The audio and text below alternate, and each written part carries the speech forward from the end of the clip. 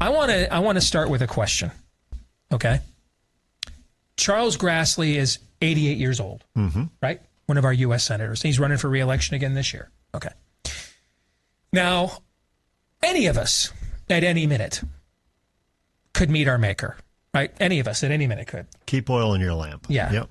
But obviously, the odds that any minute is any minute to somebody who's 88 years old would be a little higher than to somebody who's 38 or 48 years old. Fair? Sure. Fair. Okay.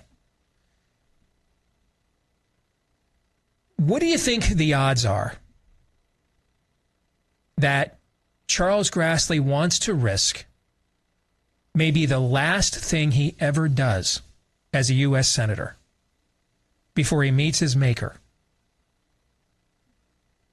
is vote to codify so-called gay marriage into the federal code? And how many of our senators, not just Grassley, but others, should be thinking along those kinds of lines? Your thoughts? Is that even a fair question? Well, first of all, we shouldn't be worried about re-election when it comes to doing the right thing. And it reminds me when Tony Evans spoke at our leadership summit. He said, if it's a marriage issue or if it's a parenting issue or if it's a financial issue, I bring the scripture into that issue to counsel couples, to counsel parents, to counsel people who are dealing with financial issues. He said, but too often in politics, we change the books. And instead of bringing scripture in, we bring a pollster in, we bring a consultant in. You need to win re-election. Now, we hope for Charles Grassley, who's been firm on the institution of marriage since he's run for office, 40, 50 years ago, 4 or 5 decades ago. We hope that now he'll be a leading voice in the U.S. Senate to say, don't violate the laws of nature and nature's God. Don't violate what we know to be true, one man, one woman marriage. Don't violate what Justice Thomas says about, these issues belong to the state. We're not codifying same-sex marriage only to weaponize the government and the 87,000 IRS agents against ministries like ours or against churches or other people who believe in one man, one woman marriage. So not only do we expect him to be a no vote on this quote-unquote Respect Marriage Act, but we'd like to see him be a public leading voice on this to make sure that his U.S. Senate peers don't follow suit. What is the political benefit? There is none. I cannot think of one. Give me the composite of the voter. Draw me a sketch. Who is the voter who says, I wasn't going to vote Republican this midterm election, but then they voted to codify so-called gay marriage into the federal code, and so I was totally prepared to reward Democrats for the worst inflation in 5 decades, systemic meltdowns at the border, loss of trust at virtually every level of government. The average mortgage, by the way, did you see this stat? Oh, I did. The average mortgage payment on the day of Biden's inauguration in America was about $1,245 a month. It is it's 89% higher today. It's over $2,200 a month now. All right. So draw me the composite sketch of the voter who looks at all those things, was still going to vote Democrat. But then after a bunch of Republicans decided to throw marriage overboard in one of the worst betrayals of their base ever, thought, you know what? That's the clincher. That's what I was looking for. I'm voting GOP. Who is? We got 360 million people in America. Find me that person. Does that person even exist? They do not exist. As a matter of fact, what I would argue is that the opposite exists. So therefore, it is not a net gain with whoever those people are that you think you're going to win over to say, you know what? I voted to codify same-sex marriage with no reason to do it. There's no urgency to do this whatsoever. But I voted to codify same-sex marriage, so now you're going to vote for me. That voter does not exist. They're going to vote the way they're going to vote before that or after that. However, you vote to codify same-sex marriage, and all of a sudden you are going to shake up a base that has been very loyal to you and saying, what are you doing? You will lose the enthusiasm of your base. You will lose voters who were going to vote for you. I think it puts the elections of Republicans more in danger and at risk if they vote to codify same-sex marriage than if they hold firm and say, you know what, this is for we the people back at the states. And it's also a religious liberty issue now. You and I both know they put this into the civil code. What are they going to do? They're coming after organizations like the Family Leader, like Family Research Council, like whatever church you attend that still believes that marriage between one man and one woman. Of course they are. And so the same people who said you couldn't work a job unless you took our poisonous jab. Yeah. The same people who said, no, we had the most secure election of all time.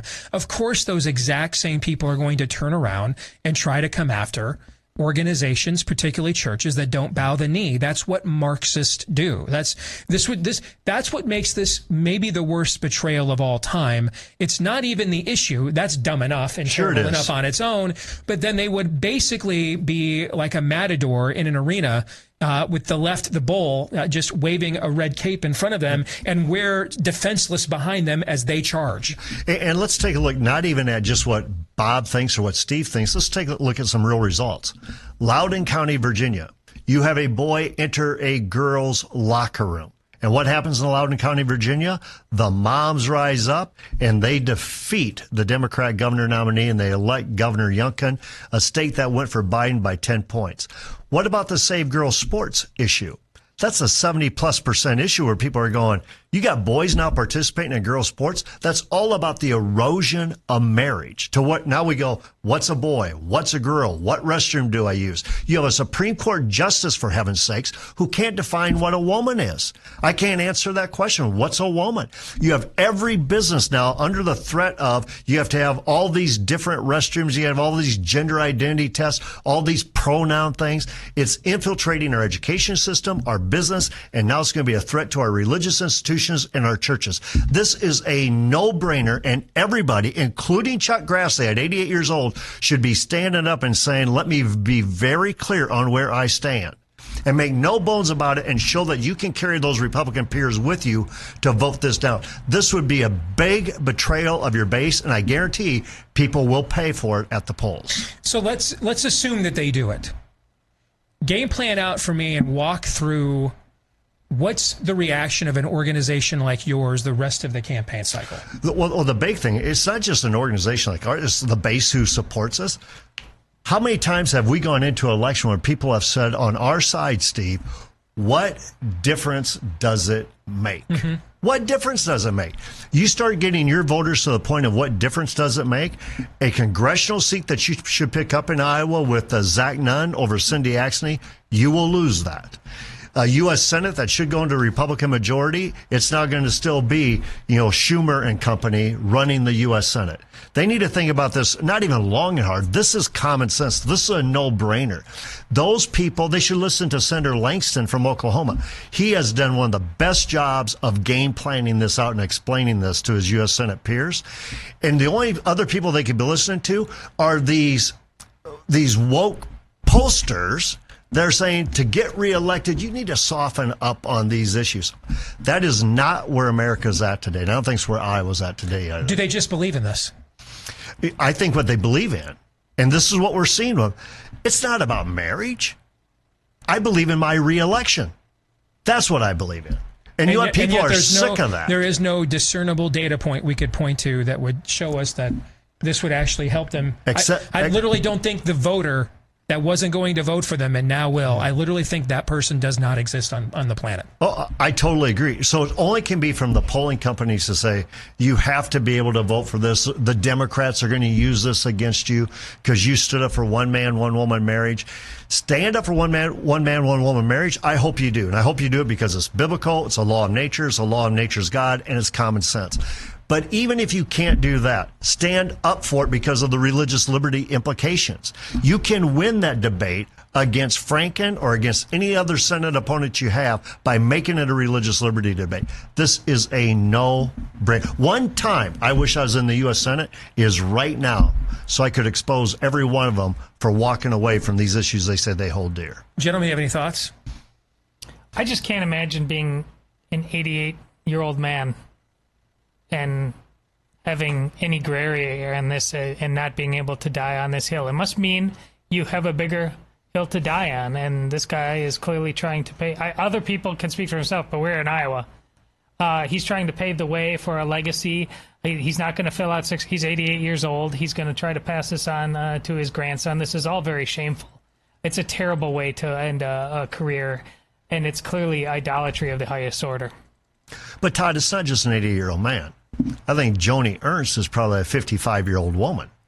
This is a red meat issue. This will inspire your base. It will not weaken your base. And you're not going to gain anything from the other side. I agree. I just wanted to make sure that I said directly about that man. Oh, sure. He's 88 years old, and he's supposed to be the godfather of a party that is telling the tales that we need to follow. No, he's telling the tales that we should be running from. I mean, it's men like him who got us to this point, because ultimately they refused. I just needed to make it personal. That's me. Because you want to get me going on Joni Ernst? I can do it too. I'm tired of these people who clearly, and his is clearly to simply pass on a family legacy that does not benefit the rest of us. It's not benefiting my kids. And again, bringing up that issue, I've told you this before. I'm tired of my daughter having to be the one to have the broadest shoulders and people like her. I'm tired of having to take 2 kids out of a semi-rural school district because that's turning into Sodom and Gomorrah. And it's on the shoulders of men like Chuck Grassley. In the name of, Todd, re-election. And I'm telling you what, people are so sick of this term of re-election that I need you for what? Because you're going to sell me out on these basic principles and foundations? People have had it. And so you're risking upsetting your base. And I'm telling you, you upset your base, I don't think things go well in November for you either. I think it's a lose-lose if they vote to codify. It's a win-win if they vote to stand their ground. And by the way, I know you've had it too. You and I have just... When we reach the point of not having it, it looks different. So that had enough. Bob just set me up to. No, I think go. It's great. And I'm glad to see the passion of it, because you know what? People like Senator Grassley, Senator Ernst, and all these other U.S. senators hiding behind Mitch McConnell need to understand there's real passion on this issue, because it does not stop at same-sex marriage and Nancy and Betty wanting to share a garden together. It has now rippled all the way through to this pornographic stuff being read in our schools because you won't take a stand here. Yep. It's enough is enough. Totally agree with you. I do not believe that people like Chuck Grassley are going to vote to codify so-called gay marriage into law because they're worried about the election. I do not believe that's the case. I think what's been the case for an entire generation now is that, broadly speaking, people in Washington just don't give 2 flat rips about anybody out in the cheap seats. They just don't. What they do give a rip about is being called a bigot in the pages of the Washington Post. I think that's really what this comes down to. I don't believe any of them really believe deeply that this is about, if I don't vote to codify gay marriage, I'm going to lose my election. I don't really believe that. I think it's just as simple as, and really as banal in a very evil way as, hey, I just don't want to have to deal with so-and-so at so-and-so dinner going up to me, hey, why did you vote against the gays? I really think it's just that simple. That's the worst explanation to me. At least at some level, there's the politics, do I support, there's the positioning and trying to triangulate of politics. I don't think that's this. Bob, we got a minute. Well, first of all, that's well said. Matter of fact, what Tucker Carlson said, for those politicians who are more concerned about the New York Times is going to say about them than what you're saying about them, that's a huge issue in our country. So, Aaron, well said. Here's what I would say to your audience, and this is going to be a shameless plea. They're going to vote on this bill the week after Labor Day.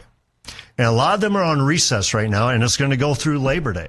You need to get to your U.S. Senate, whatever forums they have, your U.S. Senators forum, and you need to let them know where you stand on this issue. Find out where they're at, write them, call them, get to those forums, make this a big deal, because it is a big deal, and it's not just about marriage. We argued that a decade ago, and we found out it's not just about marriage.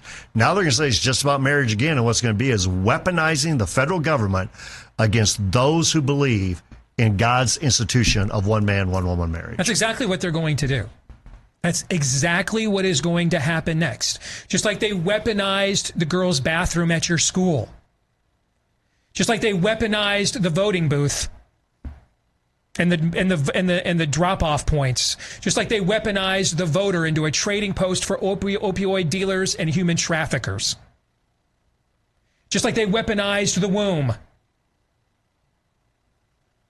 They weaponized the classroom. This is what Marxism does. It weaponizes everything. They're absolutely going to come after the churches, especially after the churches showed them a couple years ago that if you scare them enough, they will be very compliant. The church already showed weakness. The devil smells blood in the water, so you bet your ass they're going to come after the churches. Bob, thank you. Thank you. God bless.